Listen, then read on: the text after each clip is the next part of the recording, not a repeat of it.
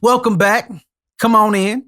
Get comfortable. We here with another edition of Am I the Asshole music series. First, before we get into it, I gotta say thank you to everybody who submitted a story. Today, I'm excited because we got our first user submitted story.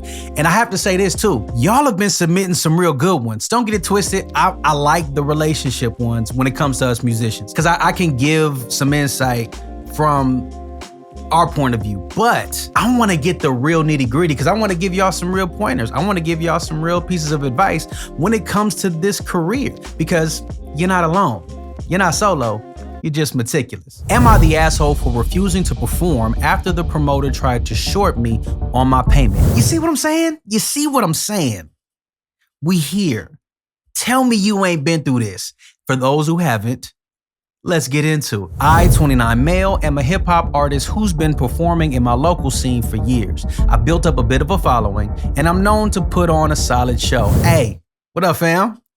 Have we crossed paths before? I have the same type of reputation. A few weeks ago, a promoter, let's call him Jay. Listen, I hope this is not his real name. I don't want to smoke, Jay. Hey, Jay, I don't want to smoke. All right? Don't come looking for me. Let's call him Jay. Book me for a local showcase. 10 artists, $300 performance fee per act, plus merch table space. So the way you frame this, is this a pay-to-play show where you pay $300? Or is it a promise of $300? If it's a paid performance, meaning you need to pay to play, $300, I ain't gonna lie, it's a bit steep. Most of the people I know, even for a headliner spot, is $250. And then there are certain promises that go beyond that. Plus, it's a good little scam, but it can work out in your favor if the promoter and the venue are good location. A lot of people go there, there's high foot traffic, it works out in your favor. If the promoter, on the other hand, has a lot of connections, that means bigger artists, bigger names, bigger local acts, maybe some executives can come out to your show and see you perform and you can get noticed on a grander scale. That's the only way a price tag of $300 makes sense to me if you're paying. If this is something that the promoter is promising to you, $300 for 10 artists, it's crazy. Everything was solid leading up to the show. I promoted it, I brought a crowd, and showed up on time with my DJ. We even went last because Jay said he wanted to close strong. Okay, got it. So you are the local headliner. You weren't promised to go last, but you end up going last because you handle business. Now let's talk about the fact that you promoted. I know too many artists that if they're not the ones putting on the show themselves, they won't promote it. And it's crazy to me that these people still exist. In my mind, every show is a big deal.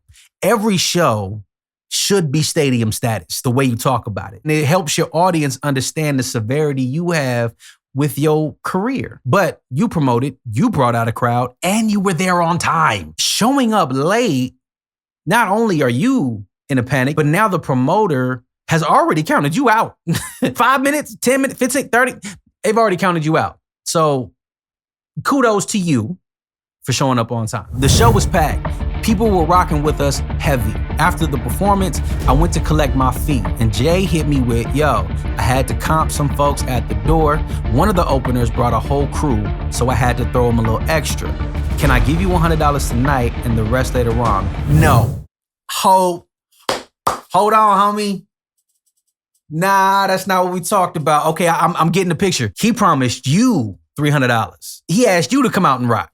This wasn't a pay-to-play situation. You the one. You the guy. And he said he's going to give, yeah, that's bad business. I mean, low-key, I don't really care what you had to do for somebody else. You promised me $300, fam. And you coming at me with $100? Come on, nah, we got to do better business than this. Artist says, nah, that wasn't the deal. I told him straight up, I don't do back-end promises. As you should, my G, as you should. I told him he had until the end of the night to run the full 300 or I'd make it public that he shorted me. Okay, hold up. I was right there, rah-rah with you, but now we getting into some pressing issues. Everybody from LA understand what I'm talking about. Don't press the line like that. We are in business spaces. So once you start carrying yourself like that, hey, run me my, you setting a bad tone. He knows that he did wrong. He already knows that. But to tell him you got into the end of the night to run me my 300, he said he can only give you 100.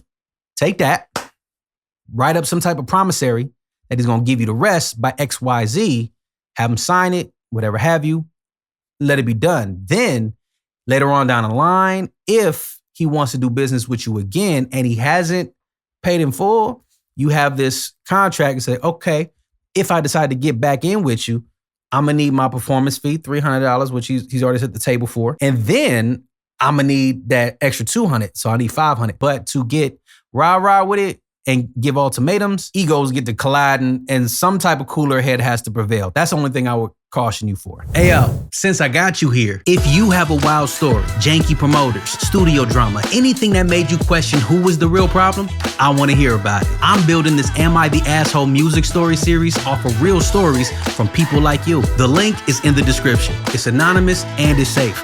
I don't need your name. I just need the truth. And while you're here, go ahead and like, comment, and subscribe to the page so you don't miss the next one. All right, let's get back to the chaos. Long story short, he never paid me. See what I'm saying?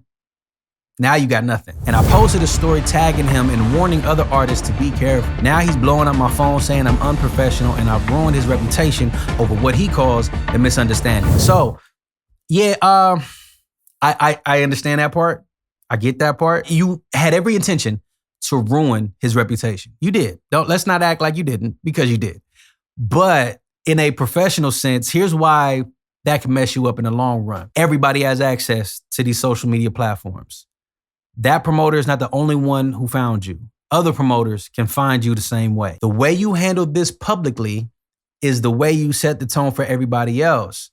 Because what if it was a misunderstanding? What if he did get on his platform, talking about Jay now, he gets on his platform and he says, well, this is how it really went down. Well, the other promoters are going to probably side with him. And now you look bad to somebody else who probably wants to do better business. Plus, because you said, run me my chips, he ended up giving you nothing. I'm assuming you said no to the $100 tonight and you left with nothing. And now you have no chips. You might have messed up your bag for later occurrences. I'm not saying what he did was right. I'm not saying you're wrong. All I'm saying is you can handle it in a way that makes you look a little bit better. You could have just said something even more cryptic than you said, where it's like, damn, the night didn't end the way I wanted it to end, but it went up the way I wanted it to. You know what I'm saying? Like something extremely cryptic that only you and that promoter would know. If you are trying to put other artists on game as to what this guy does, they'll come to you and ask. So I had an instance a little while ago. I worked with a promoter. Everything went well. He didn't charge me.